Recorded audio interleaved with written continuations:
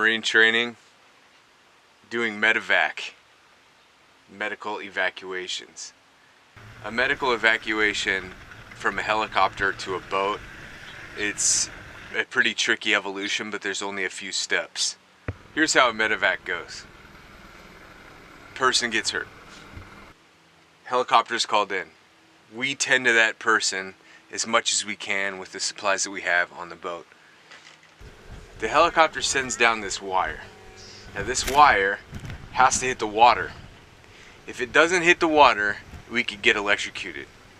You'll see slow motion videos of that wire hitting the water, and you'll see like a burst of electricity go through it. It's pretty crazy. Once the static electricity is dispersed through the sea, we grab our bow hook and we reel in the wire. That wire in the water poses a threat to us because we use water for propulsion. The plus for a jet boat, they usually go really fast. The minus to a jet boat is whatever's in that water, we suck right up. So that wire in the water can be really scary if we don't get it out of the water as quick as we can.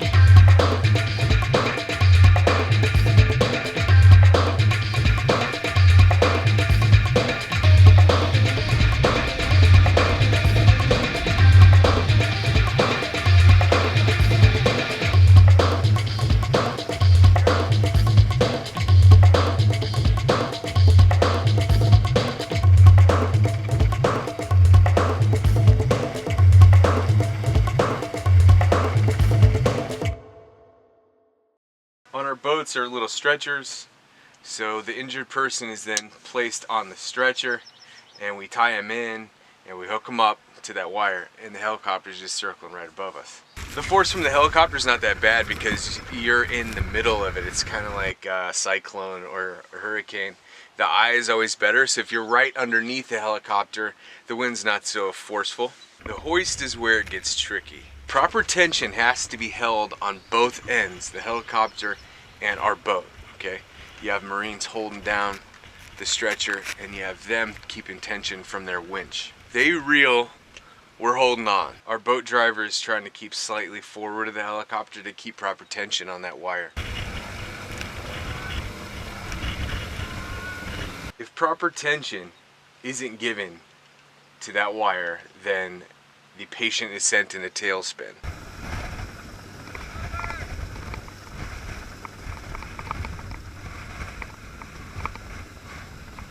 You can kind of see how easily it can get out of whack if the boat driver isn't slightly ahead of the helicopter, if the helicopter's pulling forward, if there's slack in that wire, spin.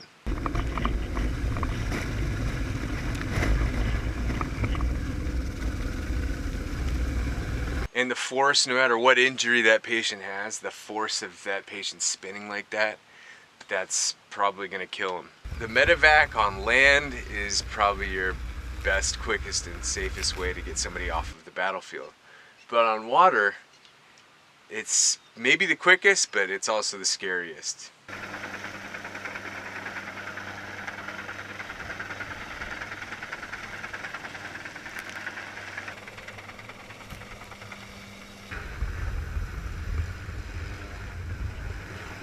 That was the conclusion of our training with the Marines. It was the best day I've had in the Navy.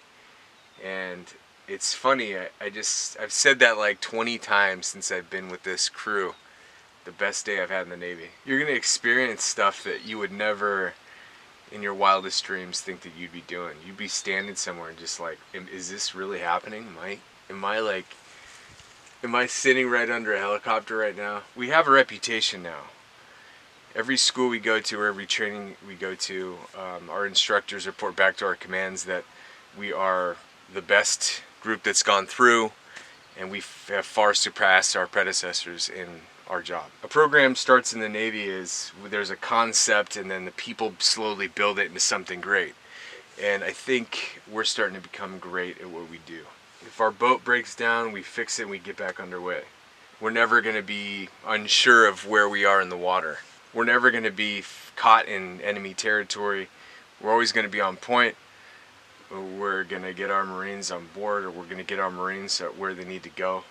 Then the next day, it was the second worst day I had in the Navy, because I realized that my Canon SL1 camera is now broken. I made the mistake of bringing her underway with this. I took care of her out there too.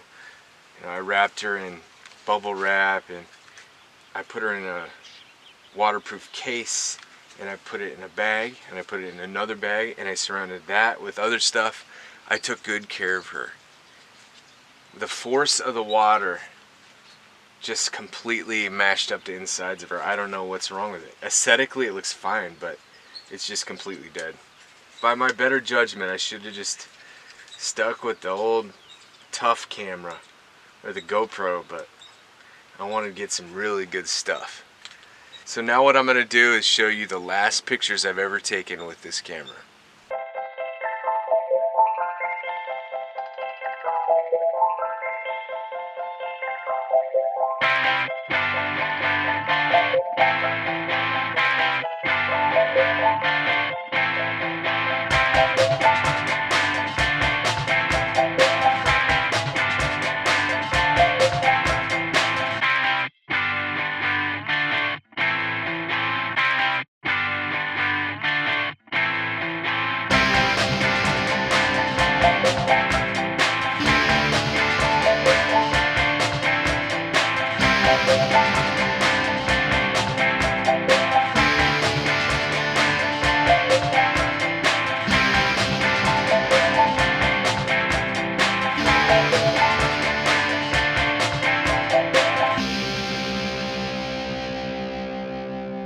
It was fun training with those Marines. They're very humble and very down to earth.